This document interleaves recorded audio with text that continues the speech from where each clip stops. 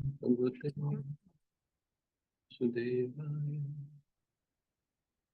Om Namo Bhagavate Vasudevaya. Narayana Namaskritya Naram Jayam Narottam Devim Saraswatim Vyasam Tato Jayanti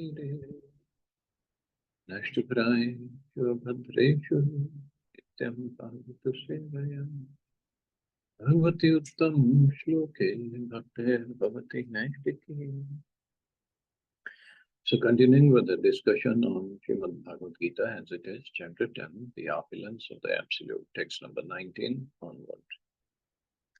So last time we discussed how Arjun really wanted to hear more about Krishna, and Krishna told him, everything comes from me and I give the intelligence by which devotees come to me. So Arjun was not satisfied with only that. He said, Param Brahma, Param Dhama, first he said, and based on, he said, I'm not making it up, I've heard it from Asito Devalo Vyasa. But then he said, I want to hear more about you. Please describe in detail the mystic power of your opulences. I'm never satiated in hearing about you. For the more I hear, the more I want to taste the nectar of your words. So, text 19. Shri Bhagwan Uvacha Antate Katheshyami Divya Hi Atma Vibhutaya Pradhanyata Kuru Shreshta Nastyamto Vistarasya Me. The Supreme Personality of Godhead said, yes, I will tell you of my splendorous manifestations, but only of those which are prominent. O Arjun, for my opulence is unlimited, or for my opulence is limitless. Because also, this is, war was about to start there, standing in the middle of the two armies, and he could not go on telling all about his opulences. He said, I'll just tell you some which are prominent. Purport. It's not possible to comprehend the greatness of Krishna and his opulences. The senses of the individual soul are limited and do not permit him to understand the totality of Krishna's affairs. Still, the devotees try to understand Krishna, but not on the principle that they will be able to understand Krishna fully at any specific time or in any state of life. Rather, the very topics of Krishna are so relishable that they appear to the devotees as nectar. Just very topics of Krishna. This is the beauty of Krishna's topics. Thus, the devotees enjoy them. In discussing Krishna's opulences and his diverse energies, the pure devotees take transcendental pleasure. Therefore, they want to hear and discuss them. Krishna knows that living entities do not understand the extent of his opulences. He therefore agrees to state only the principal manifestations of his different energies. The word pradhanyata, principle, is very important because we can understand only a few of the principal details of the Supreme Lord, not even all the principal details, only the few. For his features are unlimited. It is not possible to understand them all. And Vibhuti, as used in this verse, refers to the opulences by which he controls the whole manifestation. In the Amar Kosh dictionary, it is stated that Vibhuti indicates an exceptional opulence. And this, he's telling only about material opulences, not even getting into spiritual. The impersonalist or pantheist cannot understand the exceptional opulences of the Supreme Lord, nor the manifestations of his divine energies. Both in the material world and in the spiritual world, his energies are distributed in every variety of manifestation. Now, Krishna is describing what can be directly perceived by the common man. Thus, part of his variegated energy is described in this way. And And also, he's just telling us just in essence or some principle opulences. So the idea is we develop more and more desire to know more and more about him. We cannot know him perfectly, completely. There's no way. Nobody can. In fact, there was somebody, like people try to challenge. So somebody asked Prabhupada, is there something that Krishna can make, some big thing or heavy thing that he himself cannot lift? It was a trick question. If Prabhupada had said, yes, he can make that he cannot lift, then Krishna is not omnipotent. And no, he cannot make, then he is limited. You said no. So Prabhupada, how Prabhupada answered this? He says, yes, Krishna can make something that he cannot lift, but next moment he will lift it. Means his opulences, there's no limit. It's always increasing. They're always increasing. His strength, his energies, his opulences, his qualities, everything. This is the beauty of spiritual world. We cannot comprehend it. We cannot understand because in material world, we don't know anybody who has this kind of strength or these kind of opulences, properties, qualities. Because we try to understand Krishna based on our experiences, our knowledge. That's where we make the mistake. He's not like one of us.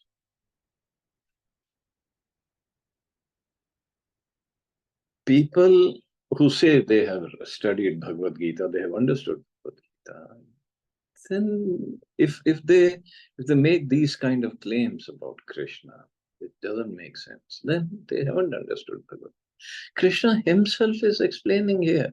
10th chapter and 11th chapter is complete universal form. Again, more opulences of Krishna. And then if somebody says, no, Krishna is not God, then we have to be sorry for his misunderstanding or misintelligence, whatever intelligence he has. We don't know about Krishna fully, but at least to certain extent, he is explaining here that we should appreciate.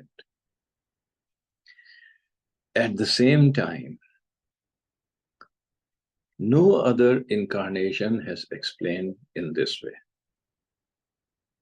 Although they all Vishnu Tattvas, Lord Ram, Narsingadev, Vamandev, Varahadev, they all Vishnu Tattvas, Narayan, but nobody has explained in this way like Krishna has. So clear, Krishna is the Supreme Personality of God. Whether we want to worship somebody else, it's okay. Nothing wrong with worshipping Ram, Lord Ram or Narayan. Nothing wrong. But not to put down Krishna's position.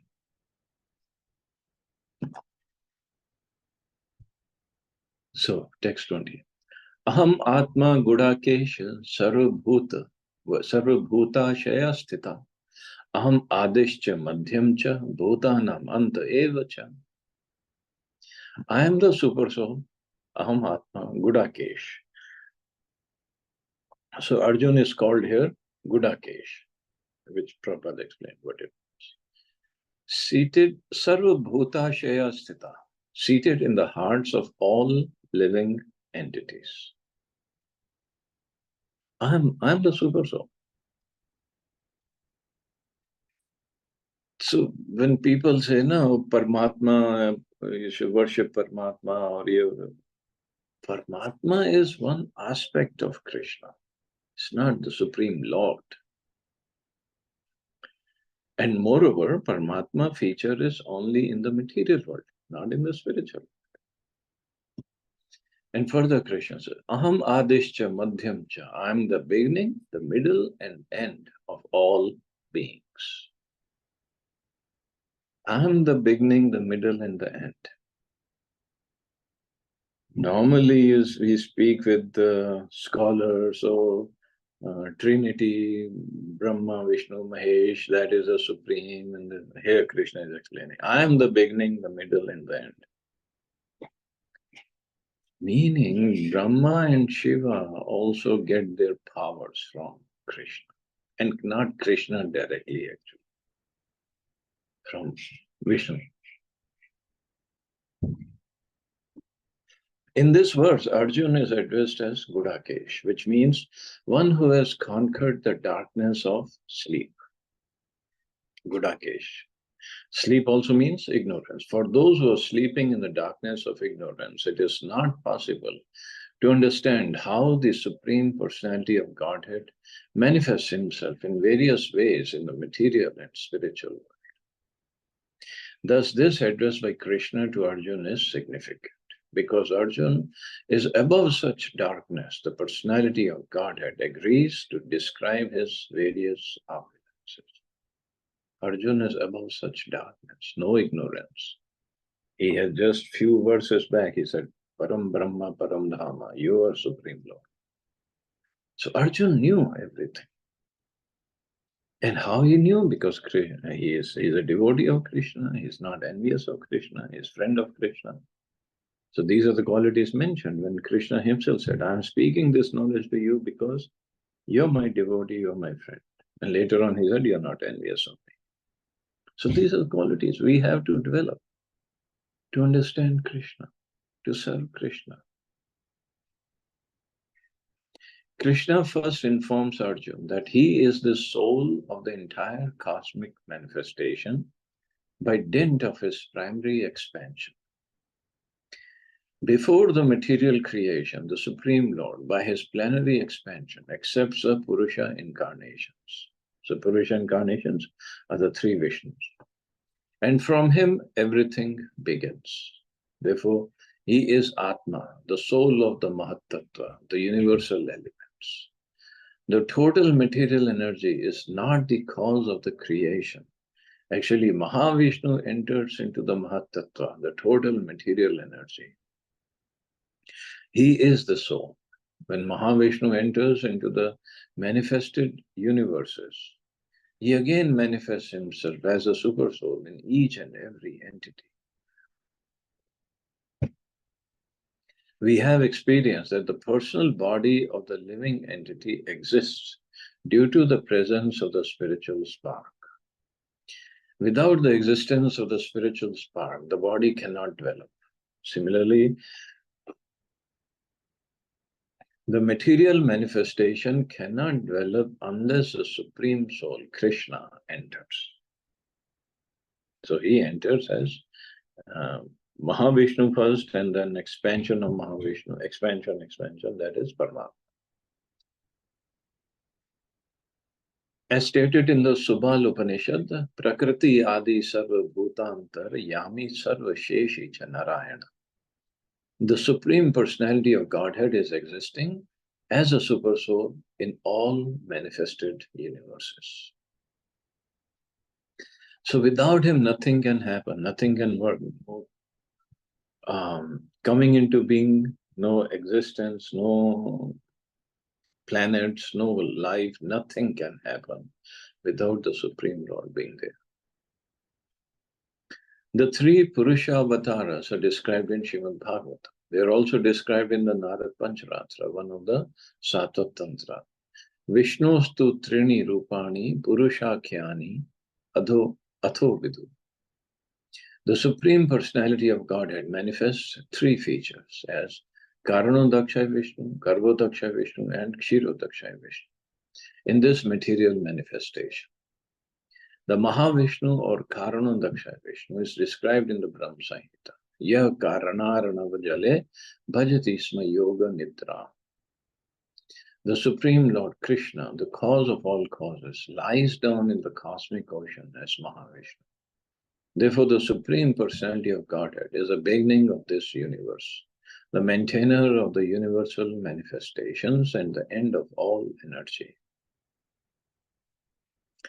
So he is the beginning, maintainer of the universal manifestations, and end of all of it. Everything is him.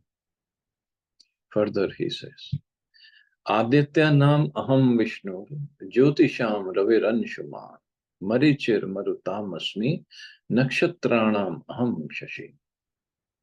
Of the Adityas, I am Vishnu. Of lights, I am the radiant sun. Of the Maruts, I am Marichi. And among the stars, I am the moon. So there are 12 Adityas, of which Krishna is a principal. Among all the luminaries shining in the sky, the sun is a chief. And in the Brahm Samhita, the sun is accepted as a glowing eye of the Supreme Lord. There are 50 varieties of wind blowing in space. And of these winds, the controlling deity, Marichi, represents Krishna. No, Marichi is not Krishna. Or among all the luminaries, sun is a chief. Now, sun is not Krishna. Why it is said, I am this sun, I am the radiant sun of lights? Means in a superlative degree, means I am the best of all these. So of all the Adityas, 12 Adityas, I am Vishnu. Of all lights in the universe, the best of them is sun. So that is I am. Means that represents his opulence. Of the Maruts, I am Marichi. And among the stars, I am the moon. So Krishna is not moon, but the best of all stars is moon, so that represents Krishna. Among the stars, the moon is the most prominent at night, and thus the moon represents Krishna. Moon is not Krishna. There's a huge difference. It appears from this verse that moon is one of the stars. Therefore, the stars that twinkle in the sky also reflect the light of the sun. The theory that there are many suns within the universe is not accepted by Vedic literature. The sun is one, and as by the reflection of the sun, the moon illuminates, so also do the stars. So the source of light is only sun. They all reflect the light of the sun. Since Bhagavad Gita indicates herein that the moon is one of the stars, the twinkling stars are not suns, but are similar to the moon. So twinkling stars are not sun. They all come under category of stars, and moon is the best of them. Further, Vedanam sam vedo asmi, devanam asmi vasava, indriyana manaschasmi, bhutanam asmi chetana. Of the Vedas, I am the Samveda. Of the demigods, I am Indra. Devanam asmi vasava. I am Indra, the king of heaven. Of the senses, I am the mind. And in the living beings, I am the living force, consciousness. Now, the Mayavadis will say that he is a living force, so he is same living force in all of us. So we are all same. We are one. So we are one in the sense, yes, we all are spiritual, but we are at the same time separate because everybody's consciousness is different. The difference between matter and spirit is that matter has no consciousness like the living entity. Therefore, this consciousness is supreme and eternal. Consciousness cannot be produced by a combination of matter. And this consciousness, he says, I am. Further, Rudranam Shankaraschasmi, Vitteshu Yaksha Akshasam, Vasunam Pavakaschasmi, Meru Shikharinam Aham. Of all the Rudras, I am Lord Shiva. Of the Yakshas and Rakshas, I am the Lord of Wealth, Kuvera. Of the Vasus, I am fire, Agni, and of mountains, I am Meru. So there are 11 Rudras, of whom Shankar, Lord Shiva, is predominant. He is the incarnation of the Supreme Lord in charge of the mode of ignorance in the universe. So again, of all the Rudras, I am Lord Shiva, means Lord Shiva represents Krishna, being the predominant Rudra. The leader of the Yakshas and Rakshasas is Kubera, the master treasurer of the demigods. And he is a representation of the Supreme Lord. Meru is a mountain famed for its rich natural resources. So of all mountains, he said, I am Meru.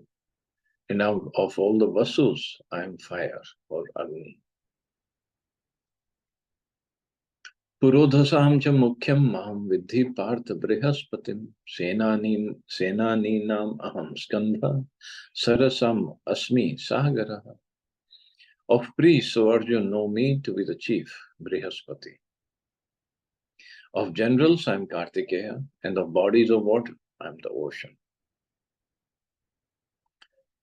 So Indra is the chief demigod of the heavenly planets and is known as the king of the heavens. The planet on which he reigns is called Indraloka. Brihaspati is Indra's priest, and since Indra is chief of all kings, Brihaspati is the chief of all priests. And as Indra is the chief of all kings, similarly Skanda or Kartikeya, the son of Parvati and Lord Shiva, is the chief of all military commanders. So that's what Krishna says of generals. I am Kartikeya. So whenever demons and demigods, they have a fight, Kartikeya is a general, is a leader of the army. And he fights. And of course, wherever Kartikeya is, of course, blessings of Shiva is there, Lord Shiva is there, Krishna's blessings are there, and he's always victorious. Sometimes some pastime is there, maybe he gets defeated, but he's known as the victorious one. So he represents Krishna. Of all bodies of water, the ocean is the greatest. These representations of Krishna only give hints of his greatness. Only give hints. We cannot know in complete. Maharshinam Bhrigur Aham Giram Asmi Ekam Aksharam Yajnanam Jap Yagyo Asmi Sthavaranam Himalaya. Of the great sages, I am Bhrigu. Of vibrations, I am the transcendental Om. Of sacrifices, I am the chanting of the holy names, Japa. And of immovable things, I am the Himalayas. So earlier, it was said of all the mountains, I am Meru. So, immovable things, I am Himalayas. So what's the difference? Let's see, Prabhupada has given this answer. So first thing, of all of the great sages, I am Bhrigu. Brahma, the first living creature within the universe, created several sons for the propagation of various kinds of species. Among these sons, Bhrigu is the most important, a powerful sage. Bhrigu is the most powerful sage. So he's the greatest sage. Of course, everybody comes from Brahma, whether the four Kumaras, Narad Muni, Lord Shiva also appears. But among the sages, Bhrigu is considered the most powerful. So powerful that once he had some issue with Brahmaji himself. So Bhrigu told him that you have become proud of your creation. I can do the similar creation. What's a big deal? I can make a man. So Brahmaji, okay, try something. So Bhriguji almost made the head of man when Vishnu had to appear. No, you're gonna make a mess in the creation. We cannot allow you to do that. So that almost man that he had made, the head he had made is coconut. It's almost, it has two eyes and the mouth was there. He was going to create the whole thing. Lord had to stop him. And that is why coconut is considered very, very auspicious.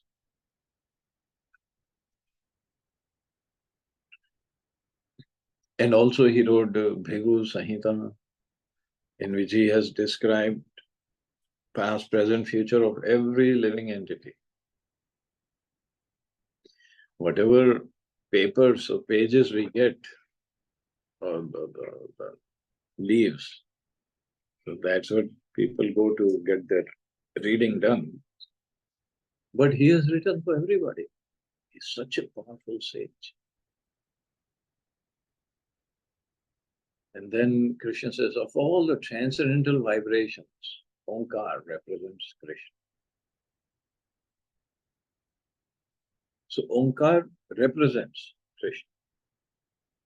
But Harinam is non-different from Krishna. So there's a difference.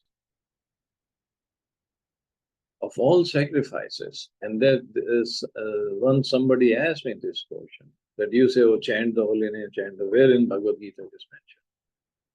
Well, here it is. I am the chanting of the holy names, japa. Now, what chanting to be done? That is explained by Chaitanya. So, of all sacrifices, the chanting of Hare Krishna, Krishna Krishna, Hare Hare, Hare Ram, Ram Ram, Hare Hare is the purest representation of Krishna. So that is, chanting is non-different. Harinam is not different. Sometimes animal sacrifices are recommended, but in the sacrifice of Hare Krishna, there is no question of violence. It is the simplest and the purest. Whatever is sublime in the world is a representation of Krishna. Therefore, the Himalayas, the greatest mountains in the world, also represent them. The mountain named Meru was mentioned in a previous book, but Meru is sometimes movable. So mountains used to move. They used to fly around. Indra had to cut down their wings because wherever they would land, they would kill so many people. So all the mountains, Meru is Krishna, but of the immovable. So there are Himalayas are never movable, but the Himalayas are greater than Meru. So that represents Krishna. Ashwatha sarva vrikshanam, devarshinam cha narada, gandharvanam chitravatha, siddhana, kapilo. Of all the trees, I am the banyan tree, and of all the sages among the demigods, I am Narad. Of the Gandharvas, I am Chitraratha, and among perfected beings, I am the sage Kapila. The banyan tree, Ashwath, is one of the highest and most beautiful trees, and people in India often worship it as one of their daily morning rituals. Among the demigods, they also worship Narad, who is considered the greatest devotee in the universe. Thus, he is a representation of Krishna as a devotee. The Gandharva planet is filled with entities who sing beautifully, and among them, the best singer is Chitraratha. Among the perfect living entities, Kapila, the son of Devahuti, is a representative of Krishna. Perfect living entities. He is considered an incarnation of Krishna, and his philosophy is mentioned in Srimad. That's a Sankhya philosophy that he gave. Later on, another Kapila became famous, but his philosophy was atheistic. Thus, there is a gulf of difference between them. So, not the atheistic Kapila, but Devahuti Putra Kapila. That's an incarnation of Krishna, and it represents Krishna. Uchchashrav sam ashvanam vidhi mam Vritodbhavam Airavatam Gajendranam Naranam cha Naradhipam. Of horses, know me to be Uchchashrava, produced during the churning of the ocean of nectar. Ocean for nectar. Of lordly elephants, I am Airavat, and among men, I am the monarch. Not elected president or prime minister. That's not what Krishna is. The devotee demigods and the demons, asuras, once took part in churning the sea. From this churning, nectar and poison were produced, and Lord Shiva drank the poison. From the nectar were produced many entities, of which there was a horse named Uchchashrava. Another animal produced from the nectar was an elephant named Airavat. Because these two animals were produced from nectar, they have special significance, and they are representatives of Krishna. Amongst the human beings, the king is a representative of Krishna because Krishna is a maintainer of the universe, and the kings are appointed on account of their godly qualifications are maintainers of their kingdoms. So they represent Krishna. Kings like Maharaj Yudhishthira, Maharaj Parikshit, and Lord Ram were all highly righteous kings who always thought of the citizens' welfare. In Vedic literature, the king is considered to be the representative of God.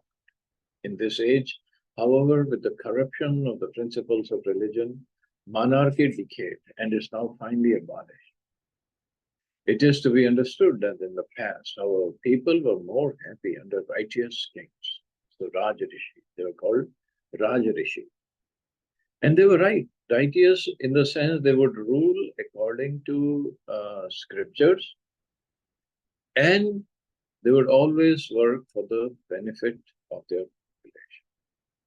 Not for like, okay, put on more taxes and make money and that's it, and enjoy. Let people suffer. No, that wasn't their, that's not how they worked. So that is why so they were considered representatives of Krishna. In fact, if you remember, Sanatan Goswami, Chaitanya Charitamrita. So when he was not going to his office and he had said, I'm sick, he was on sick leave, but he was home listening to Srimad Bhagavatam or discussing Srimad Bhagavatam with Brahmins. So Nawab Hussain Shah came to see. No, Nawab Hussain Shah, Muslim, a meat eater, not following any Vedic traditions, anything, and killer. But when he came, Sanatan Goswami and all the Brahmins, they accepted because he's a king, he is a representative of Krishna. They all stood up and welcomed him and respected him. That is their understanding. So monarch or the king is a representative of Krishna. Ayudhanam aham vajram dhenunam asmi kamdho rajanaschasmi kandarpah sarpanam asmi vasuki. Of weapons, I am the thunderbolt. Among cows, I am the surabhi. Of causes for procreation, I am Kandarpa, the god of love. Kandarpa means Cupid. And of serpents, I am Vasuki. The thunderbolt, indeed a mighty weapon, represents Krishna's power. In Krishna Loka, in the spiritual sky, there are cows which can be milked at any time, and they give as much milk as one likes. Of course, such cows do not exist in this material world, but there is a mention of them in Krishna Loka.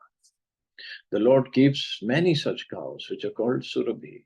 It is stated that the Lord is engaged in herding the Surabhi cows.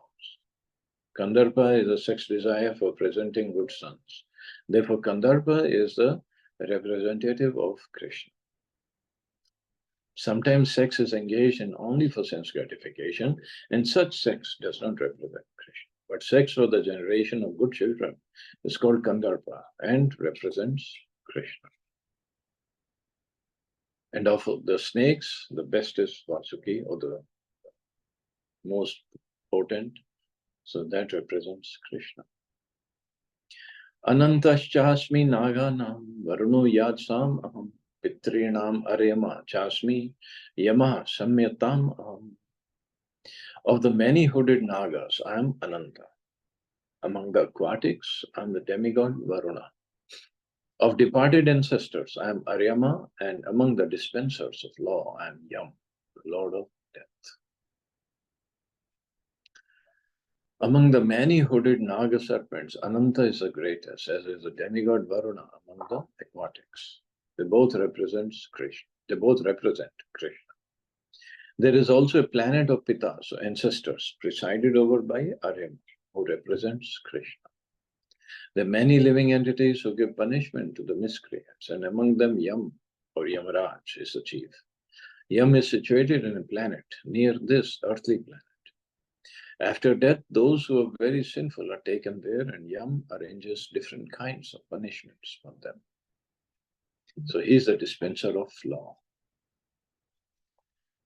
Prahladashchasmi Daityanam Kala Kalyatam Aham Mriganam Cha Mrigendro Aham Vanate Yascha Pakshinam.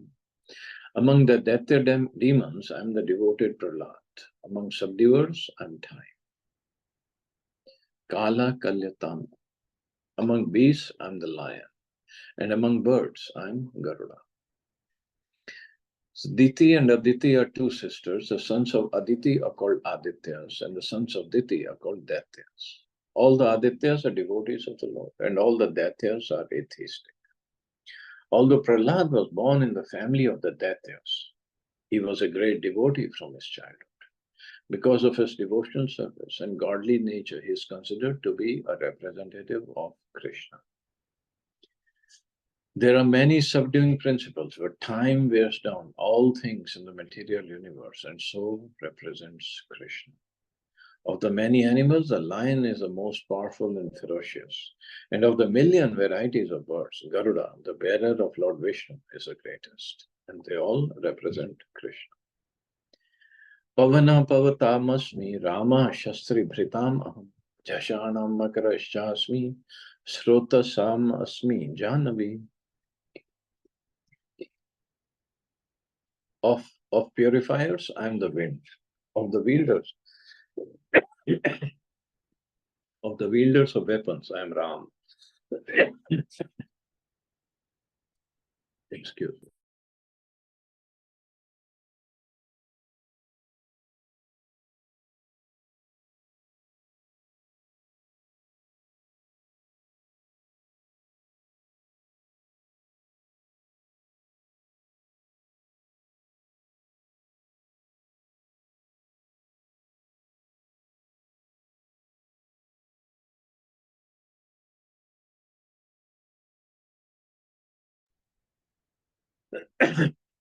So of purifiers, I am the wind. Of the wielders of weapons, I am Ram. Of fishes, I am the shark. And of flowing rivers, I am the Ganga. So of all the aquatics, the shark is one of the biggest and is certainly the most dangerous to man. Or maybe of all the fishes, because of all aquatics, he said, I am Varuna in the previous verse. And of flowing rivers, I am the Ganga. Thus the shark represents Krishna. Now, here of the wielders of weapons, I am Ram. Actually, it's not Lord Ramchandra, it's Parshuram here, because later on he says, I'm Ram in different sense. So here he means actually Parshuram. Sarganam adirantascha madhyam chaiva aham arjuna adhyatma vidya vidyanam vada pravadatam aham. Of all creations, I am the beginning and the end and also the middle. Of all creations, everything. O Arjuna, of all sciences, I am the spiritual science of the self. And among logicians, I am the conclusive truth. So among the created manifestations, the first is the creation of the total material elements. As explained before, the cosmic manifestation is created and conducted by Mahavishnu, Garbhodaksha Vishnu and Kshirodaksha Vishnu. And then again it is annihilated by Lord Shiva. Brahma is a secondary creator. All these agents of creation, maintenance, and annihilation are incarnations of the material qualities of the Supreme Lord. Therefore, he is the beginning, the middle, and the end of all creation. So that is Krishna. Everything is Krishna. For advanced education, there are various kinds of books of knowledge, such as the four Vedas, the six supplements, the Vedanta Sutra, books of logic, books of religiosity, and the Puranas. So altogether, there are 14 divisions of books of education. Of these, the book which represents Adhyatma Vidya, the spiritual knowledge, in particular, the Vedanta Sutra, represents Krishna. Among logicians, there are different kinds of argument. Supporting one's argument with evidence that also supports the opposing side is called Jalpa. Merely trying to defeat one's opponent is called vitanda, but the actual conclusion is called vada. So vada, when they have the conclusion. Vada vivad is discussion, but vada is a conclusion. So this conclusive truth is a representation of Krishna. So when further more opulences are given, I think this is enough for today. So we can stop here. See anybody have any questions or comments?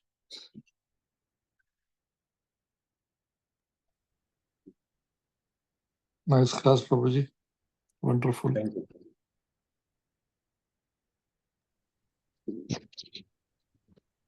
Thank you, Prabhuji. Prabhuji, I have a question. Sorry.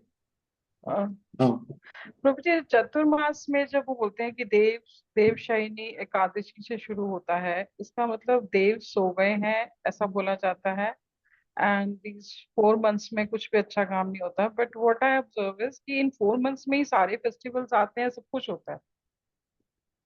नहीं, अच्छा काम का मतलब कोई यज्ञ नहीं करते। तो मतलब जो शादी करनी है, विवाह यज्ञ, वो नहीं होता। और भी कोई जैसे और भी कोई संस्कार जो होते हैं वो नहीं होता। अच्छा, वो नहीं होते ना। ओके। और इसमें जब देव शयनी में बोलते हैं तो देवता लोग सो जाते हैं कि Krishna goes for a sleep? Krishna तो नहीं, but Lord Vishnu, Kshirodakshaya Vishnu, he goes into योग निद्रा। अच्छा, ओके।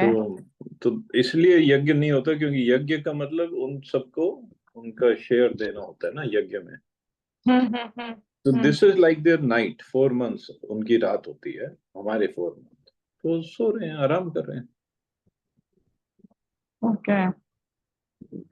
उस टाइम थोड़ी उनको खिलाएंगे या कुछ देंगे। अच्छा,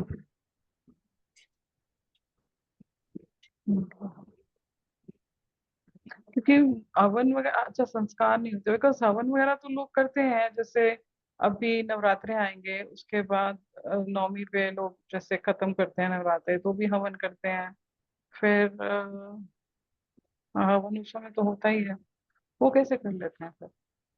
पानी क्या थोड़ा करते हैं कंफ्यूजन हो जो। जाता है मुझे तो में ना, मेरे को थोड़ा सा इसमें लगता है कि अगर वो बोलते हैं कि ये नहीं होता तो फिर हम ये क्यों कर रहे हैं, फिर तो कुछ भी नहीं होना चाहिए इन 4 months में। और देखा जाए तो सारे ही फेस्टिवल्स आ रहे हैं, दिवाली भी है, दशहरा भी है, नवरात्रे भी हैं, ऑल भी, so many festivals in 4-5 months में। तो कैसे ये मुझे थोड़ा कॉन्ट्रडिक्ट लगता है। That is why I was just asking कि पर जैसे जैसे वो यज्ञ होता है, जैसे विवाह नहीं, शादियां नहीं होती ना 4 महीने। शादियां नहीं हो रही, ठीक है, एक एक यही काम, शादियां नहीं हो रही है, चलो कोई गृह प्रवेश है, चलो वो भी नहीं होगा, हाँ, वो भी नहीं शुभ होता। काम, बच्चों का हाँ, भी कुछ नहीं होता, कोई भी कुछ संस्कार। नहीं होगा। हाँ, हाँ, कुछ नहीं लेकिन करते। फेस्टिवल सारा सब होते हैं। अच्छा, हाँ, फेस्टिवल्स तो रहेंगे। बिकॉज कार्तिक तो जन्माष्टमी भी वही, आएगी, कार्तिक कार्तिक भी तो होगा। उनका फेवरेट मंथ है हाँ, कृष्ण का। फेवरेट मंथ है और बच्चे से सेलिब्रेट करते हैं सब। तो मेरे को हाँ, पर यही वो सब नहीं समझ। फेस्टिवल रहते हैं। हाँ, अच्छा, यज्ञ नहीं। फेस्टिवल यज्ञ नहीं होता। ओके, ओके, ठीक है, ठीक है प्रभु, ठीक। Got it, thank you. Thank you. We all have a Hare safe and Krishna, wonderful day. Hare Krishna, Jai Shri Ram. Hare Krishna. जय श्री राम।